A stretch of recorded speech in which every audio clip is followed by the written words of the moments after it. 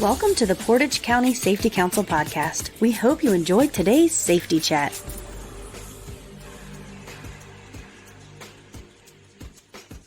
Hi, it's Mike with the Portage County Safety Council. I'm here with Nick Koya from our steering committee and the Ohio BWC. Welcome to the podcast, Nick.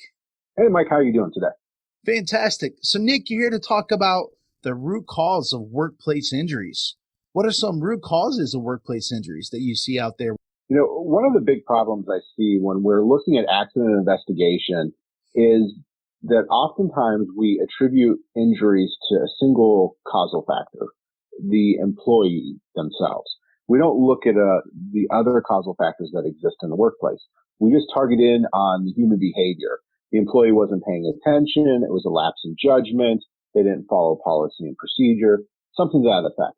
And while that's true, and we can make some improvements in the workplace by addressing those behavioral issues, I think we're missing the boat by not addressing the entire environment of the injury to prevent that from happening in the future. So what I focus in on is causal factors. And definitely we want to get to a root cause at some point, but I think to get to that root cause, we need to look at the causal factors in the workplace that created an environment in which the injury was able to happen. So to our listeners that may not be familiar with the term, Nick, what is a causal factor? So a causal factor really is an unplanned, unintended contributor to an incident that if you eliminate it, it will have either prevented it from happening or at least reduced the frequency or severity of the event happening in the workplace. So it's a contributing factor is basically what it is. And for the most part, we're able to break those down into what I call buckets. So there's 5 different buckets that we want to look at. The first being the human level, and that's the one that everybody is easily identifies. You know, the employee tripped in the parking lot. Well, why did the employee trip in the parking lot? Well, she or he was carrying a bunch of boxes and wasn't paying attention to what they were doing, or they weren't wearing the right shoes for the environment. So it was lapse in human judgment, right? And that's the first causal factor. But there's 4 other ones that I think that it's important that we focus in on and attribute to our investigations. And so those are things such as the task itself. What was the employee doing? What was the ergonomic setup of that work area? What were the procedures being used in that task bucket? What tools or safety devices were used or not used that led to that incident occurring? The next bucket that we focus in on is the materials. So the equipment itself, did the equipment fail in some manner? Were the substances hazardous that we were working with? Was there substandard materials? Was the design of the area poor? All lead into that material bucket. The 4th bucket is actually the environment itself. So how did the environment lead to it? If we go back to the person who slipped in the parking lot, was it because it was dusk, so it was hard to see that pothole was there? Or was it middle of winter and there was a bunch of snow or, ice on the parking lot? Environment affects inside a facility too. What are your lighting conditions? I've been in those facilities before where it's the dim lighting and you're kind of like straining your eyes to see where you're going because they haven't upgraded to new LED lighting in the workplace. And that could be a contributing factor. And then the last one is probably the hardest bucket for people to accept and really focus in on this because it's the management bucket. And this is where we look at how did management fail and lead to this. And that could be things such as, was top management not supporting the safety program? Do they not, encourage enforcement of the policies? Were there no safety policies in place? Or is there a lack of knowledge of the hazards that exist from management? And if they would have been aware, could we have prevented the environment from happening? Yeah, these are all powerful things. And one thing, looking at your notes and your PowerPoint that you emailed me before the podcast is, there's a relationship between all these. A lot of times what happens when we see a model is we think it's linear, or we think, even the stages of change that we'll talk about in another podcast later. We look, I'm in stage 1, stage 2, and it doesn't really work like that. These things overlap, don't they? There's a relationship between all these, and usually there's a few of them, at least 2 or 3 of those 5 that could have contributed to the workplace injury. If you really dig deep, you can usually find almost all 5 causal factors in place. And oh, wow. What you want to think about is visually in your mind, picture this as a Venn diagram. So I'm layering those circles over each other. And at the very center where they all interconnect is that incident that occurred, or that environment in which there was a potential for the incident to occur, right? So what happens when I have that Venn diagram and I pull out the human factor circle. Well, all the other ones are still together, and we're still creating that environment that is rich and ripe for some type of incident to occur in the future. Sure. We've changed their behavior so they're paying attention, but we didn't address that we're not supporting good behaviors in the workplace through management. We didn't fix the machine itself that had some errors in it that led to the injury. All those different pieces, we're only addressing one of the 5 circles of that Venn diagram. And that is the problem that I often see in the workplace when we do accident investigation. Sure, absolutely. I remember one time, Nick, working in the box plant as a young man, and I was on a corrugator machine that made these baseboards for, cardboard packaging for like 12-pack beer containers, swing sets, anything you can imagine that uses cardboard packaging. And sometimes they would come, like the smaller flute level would come and it'd be real thin, and those things could actually be slippery and a trip hazard. And then sometimes there were these large boxes. Some of them were 12 feet long, maybe like 4 feet, like bigger than a sheet of plywood. And you had to go across this conveyor, and there was a gate to the conveyor that opened up, and across from the gate it said, "Do not walk on conveyor." But part of the job was, and if you didn't do your job, you got in trouble. But part of your job description was to take samples, and you had to do it from a moving conveyor. Well, one time I picked up one of those swing box sets, that's bigger than a sheet of plywood, and you almost had a total opposite of it because there's e-stops triggered everywhere, as there should be for safety. And I'd swing that thing around, and it caused another piece of cardboard to come, and it actually caused me to slip. So when I tried to avoid it jamming, I threw this thing off, and literally I slid out of nowhere, and my foot hit the trigger alarm. And if that trigger alarm wouldn't have been there, my foot could have get caught in those pinchers, the rollers where it would stack the pieces of cardboard that it would cut. It would cut it and then send it through there and stack it and send it down below in these rollers. And there was a little desk, probably about 3 feet long and maybe 18 inches deep, and it had walls and pencils there. And I was supposed to take that piece of cardboard and measure it for quality based on all the perforation, the creases that would make into it. And I would always be like, this doesn't make any sense. I'm like, everything in here is wrong. So if they came back and you did something, they would come out and yell at you, "Hey, why is this down? Why is this shut down? Do this." And none of it really made any sense. And I'm like, man, there's 4 or 5 things wrong with this. First off, according to your safety policy, I shouldn't be walking on the conveyor that my job description is. That's a policy issue. That's a management issue. Also, there's a safe hazard. I have a desk, and I have a 10, 12-foot long piece of cardboard that doesn't fit on that desk on a moving conveyor that you want me to take a measurement on. And then you go in and you just see there's an environmental factor. Then there's a human factor of coworkers saying, no one wants the machine to cut down because it makes them look bad, and there's pressure to produce certain numbers to compete with other shifts, which, hey, I don't have a problem with, but at the same time, it's kind of, it's all done in a safe manner. So you have an environmental factor, you have a management, and then you have a human factor, even with peer pressure and social influence, or so to speak, that actually creates tons of potential for a safety hazard. Even though the machinery is rigged with safeguards and triggers to prevent that from happening, there's always a potential for safety incident because other factors we may not be looking at. So they say, hey, we have an e-stop, we're fine.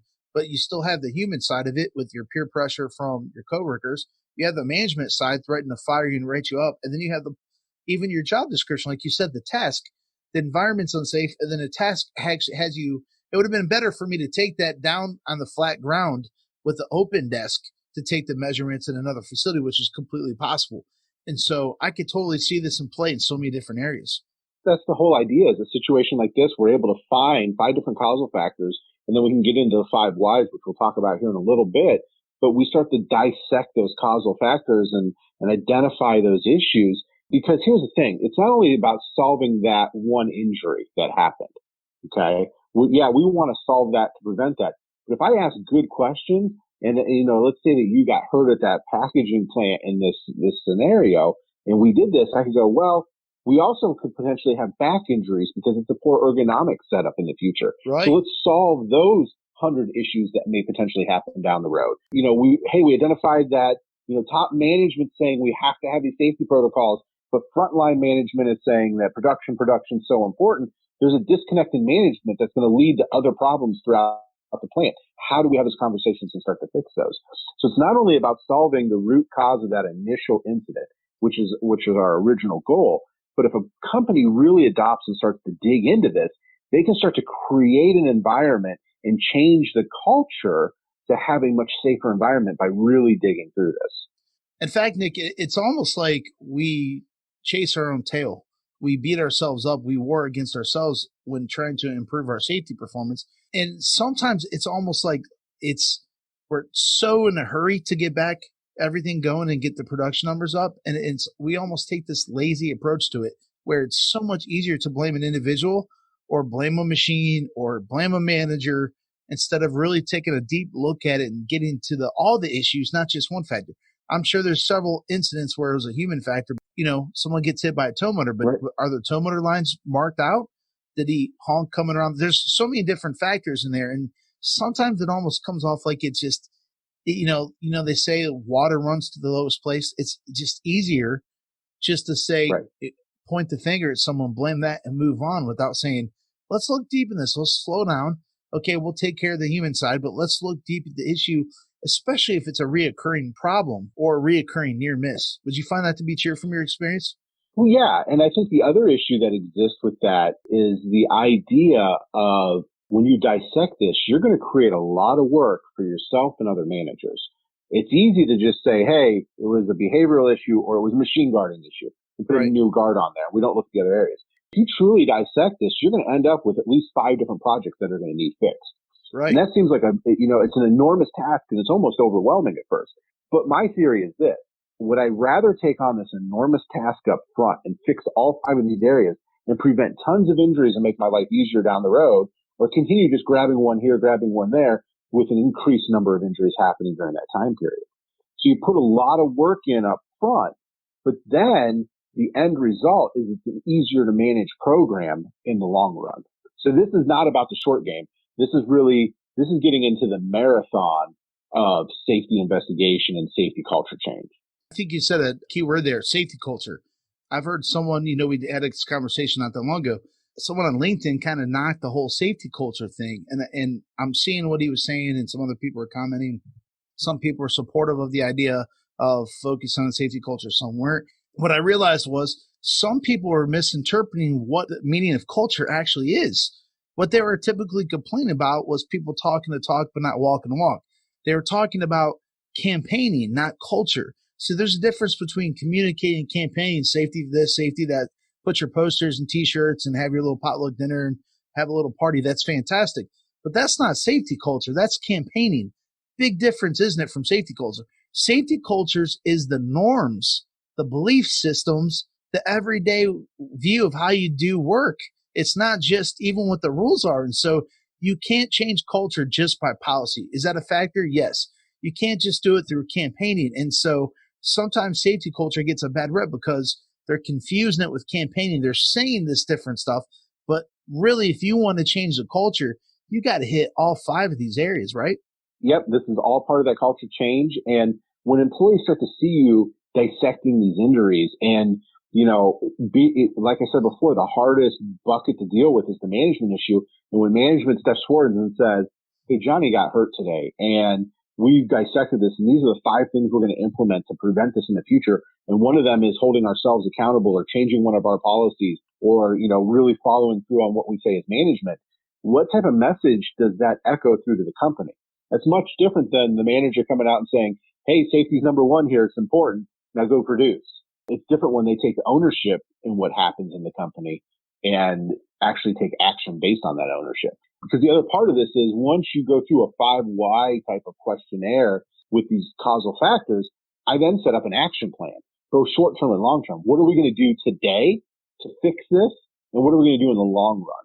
I get it. We got to produce widgets to make money. That's the idea of running a business. We got to make money at the end of the day. And while I would love for you to dump everything you got into creating the safest work environment, I'm a realist when it comes to safety. And I know things don't happen overnight. So that means that big change that we need to do may take 3 years because of capital improvement dollars. So what can we do today? What can we do in a year from now before we get to that 3-year point where we make that large capital improvement?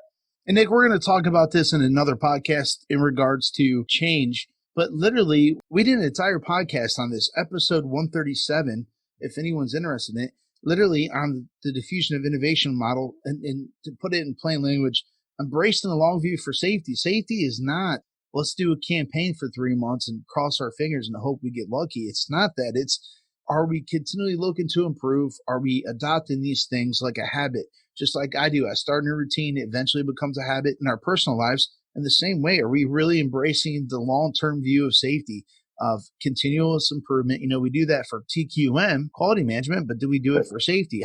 From my experience, incremental change is usually the most effective in the long run. And I think that whole diffusion of innovation model is so important. In fact, it's become a big part of my life over the past few years. Once you understand that model and you see how it works, you see it happening around you everywhere in everything you do. Absolutely. It doesn't matter if it's safety or business or politics or kids or whatever it is. That model really plays into a lot. When you understand that, you get less frustrated when you're trying to make change.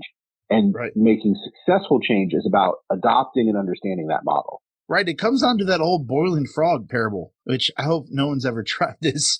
But the old, I think it's a Plato thing or something, the old Greek mythology where you can't, an old Greek proverb, I don't know where it came from, or a Chinese proverb, I'm not sure.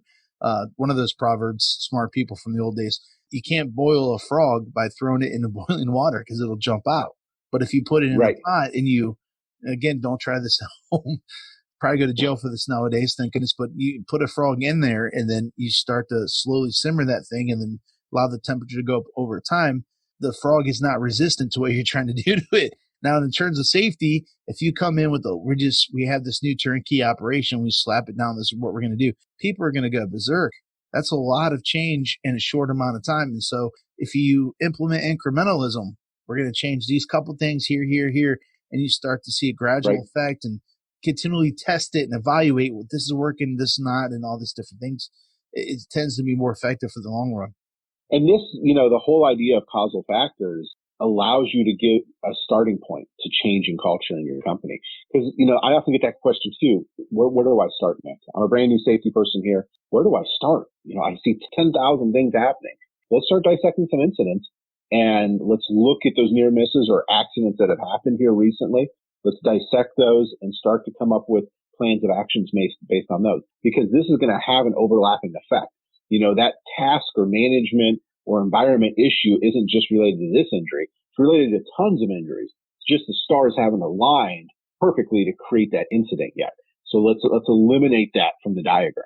Right. And Toyota came out years ago with the root cause analysis strategy they referred to as the 5 whys. And I remember learning about it in college, before, after, and it's still, you see it trickle down in many different areas, and it's made its way to safety, hasn't it? Yeah, it has. So the 5 why is a tool that a lot of people utilize, and I like to combine the 5 why with causal factor theory. So often we ask, well, why did the employee get hurt? And we only look at that one question. So let's say that you had an employee getting out of a truck and they twisted their knee. So we would ask the question, well, why did the employee twist his knee? Well, he slipped off the step. Well, why did he slip off the step? Well, the driver wasn't wearing proper footwear. Okay, well, why was the driver not wearing proper footwear? Well, he was a new employee and he didn't purchase the proper footwear yet. Well, why did he not purchase that? And we get to this final why of, well, the company has a policy that will reimburse you for your new work boots, but you got to work for 30 days first. Right. All right. Well, now I'm not going to buy them, right? I'm a new employee. Maybe I'm a new truck driver. I can't eat that cost of $100 boots, especially when I can get it reimbursed. I'm going to play the long game here, and I'm going to skirt the rules for 30 days because I want my reimbursement of my money. We come to this root cause, but what we missed by doing just the 5 why and not doing a 5 why in each one of those causal factors is we missed the fact that the driver didn't use 3 points of contact. There was a human error there. Then we asked the question, well, why did he fall? What was the environment? What happened in the environment? Why was the environment an indicator to this? Well, it was snowing and the truck steps were covered in snow. Oh, well, now we got environmental issues we need to think about with our drivers. Why did the driver slip and fall? Well, he was in a hurry. Well, why was he in a hurry? Well, because we have policies that require them to meet certain stop times and the weather was bad. So therefore, he was trying to meet the goal set by management. Well, now I got a management issue here. So as you do this and you start to take those 5 whys and throw them into each causal factor, you can get to a good root cause. Yeah, the main reason probably was, depending on who the person who did this, somebody might say the main reason because he didn't have the right shoes. Another person may say, well, it's because he didn't use 3 points of contact. Another may say it's a company policy. And it just depends on who is doing the 5 why that day.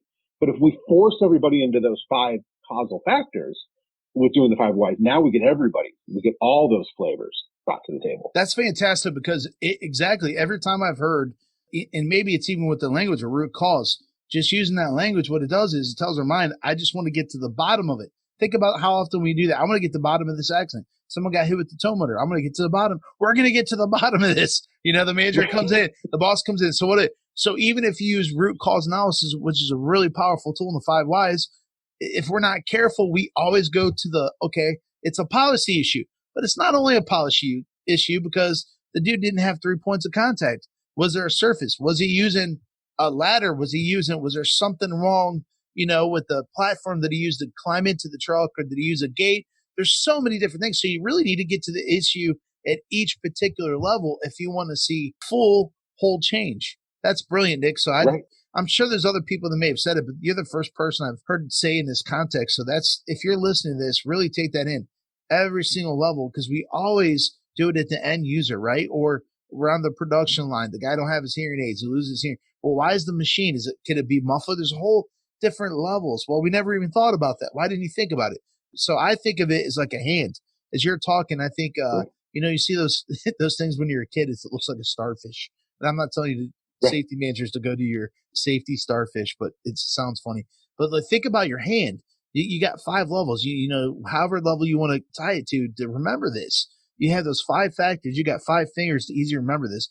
And then you have 5 whys. So for each of those, those levels and each of those different characteristics between the task, the policy, the human, the materials, and the environmental factors, what are those causal factors? What's going on? What are we doing?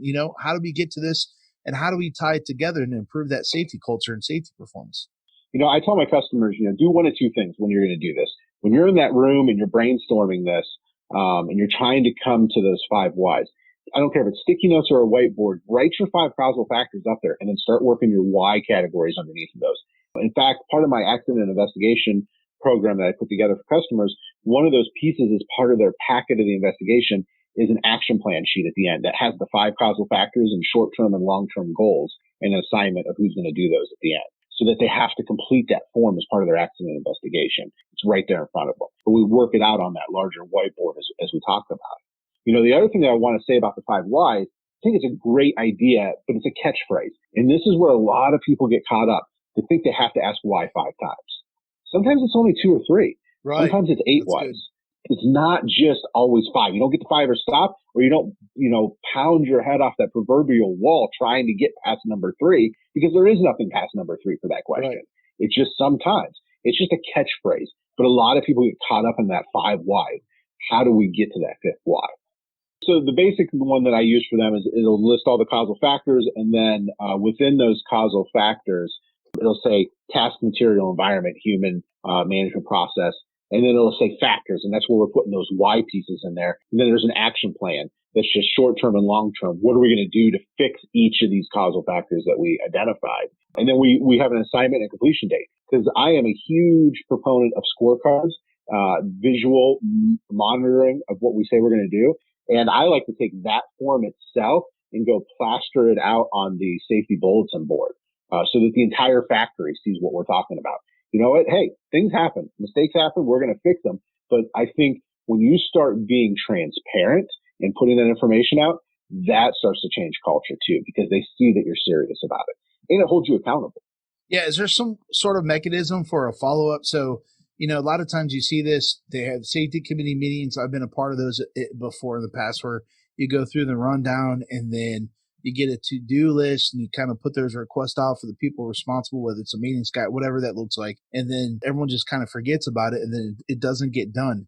You may have a deadline set on paper, but does someone have like a follow through? They come in, and it's management willing to hold those people accountable if things don't get done. Again, it's just another factor. It's part of your 5 causal factors. It's different for every facility that I go into. In a perfect world, this becomes part of that safety committee. And part of the safety committee in a perfect world has agreements that everybody that's on there enters into.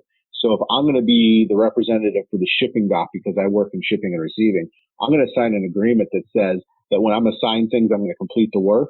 I'm going to show up to, 90% of the meetings. I'm going to bring in updates. And if I don't, I'm going to be removed from the team. And typically there's some benefit for being on that team also, Sure. whatever it is. It might be lunch, it might be the shirt, whatever. There's some benefits that are encouragement for you to be part of that. But there's really a contract, and that contract is entered into between the committee member and then what I call the champion.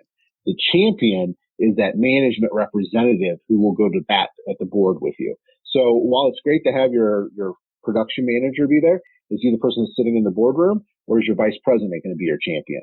If it was me and I'm pushing for this and we're really going to change safety in your company, it's going to be the vice president or the president that I want to be the champion that I'm reporting to.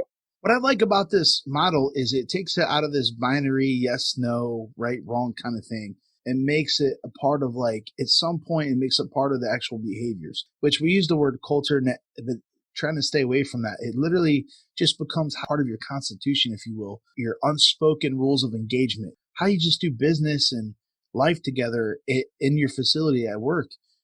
This process goes here. And sometimes I think of the policy manual, we have these steps that don't translate well with people on the ground. And so management puts these things together with the best interest in mind, but sometimes it doesn't because they're not on the floor. There's all these little things that happen there. And so what happens is this really connects and bridges workers and management and safety managers as a linchpin between the two, really to kind of get together and say, hey, this isn't just an HR thing, not a safety thing. It just helps it, because think about every little thing you do and you investigate the 5 factors at the 5 levels. Well, there's some management changes that need to happen. A lot of times those aren't happening. There's some humanistic things coming down. Well, those may be happening. They may be able to be improved. It could be an environmental thing. Maybe the maintenance closet needs fixed or needed fixed for 6 years and no one's ever kept it clean or held anyone accountable. So it brings all those factors in there. Right. And sometimes we find things such as this. The injury occurred because we didn't do preventative maintenance. Well, why didn't we do preventative maintenance? Right. Well, because maintenance is running from fire to fire every day because we don't have enough staffing. Now we start to find other issues within inside the company.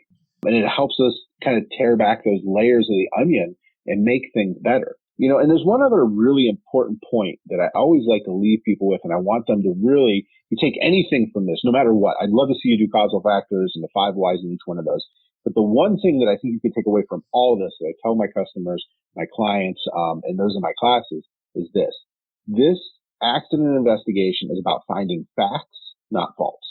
Right. And if you stick to that line of thinking, this is about the facts and not faults, you're going to make some major changes just with that line of thinking. Because often it's, well, whose fault was it? Well, let's not play the blame game here. All right. Things happen. Yeah, maybe Johnny could have done some things different, but let's find the facts that led to it. And let's change that. I do this when I talk about conflict resolution classes, when I do this type of training, Nick. It's funny, whenever you study even some body language behavioral specialists, they'll tell you when things are confrontational, people look face to face. And when they're just having a conversation about something, they almost unintentionally form a triangle, not an initial greeting per se, but if you watch someone hanging out talking, they'll form like a V instead of like face to face. And it's almost like forming a triangle. And if you put that problem or issue as like a third person, kind of personified a little bit in regards to like, hey, bud, here's what we're looking at. What happens is it diffuses the blame game, because when it's confrontational, what we don't realize we're doing, it's like taking a piece of paper, and I used to do this in the class, and write problem on it. It's like I walk up to you if I think you're the one that did the problem, or you're the problem, and I slap the paper in your chest. Like, what are you going to do about it? It automatically, the obvious response is going to be push. You're either going to like submit to that and just say, I'm not worthy, you know what I mean? Or you're going to push back at me and be confrontational. So a lot of that stuff it applies to this. But if we say, hey, listen, this is not about a blame game. We have this issue. Okay. Let's look at it like a third person. How can we work together to get this thing taken care of? And what you do is instead of making that person a villain, you actually make them a problem solver and help them into the problem-solving process. So there's a lot of success that can come from that. You don't really see that in industry very much, and you don't really see it in safety too much, but that's a great point. Well, and it changes how you gather information at the point of the incident, because this root cause, 5 whys, causal factors, whatever approach you take is only as good as the information you get. Garbage in is garbage out, right? Right. So if I teach my investigators, those supervisors or lead techs, whatever they are on the floor, that we're looking for facts, not fault, it changes how you view what just happened in front of you and what information you put on your piece of paper. which then allows this causal factor or root cause or 5 why process to look much, much different because now you have different information in front of you. Absolutely. Well, Nick, this has been a great podcast. I think it's absolutely phenomenal. If anyone wants to reach out for more information or have you come out and do a training or possibly a Zoom training or whatever that looks like a webinar, how can they get a hold of you?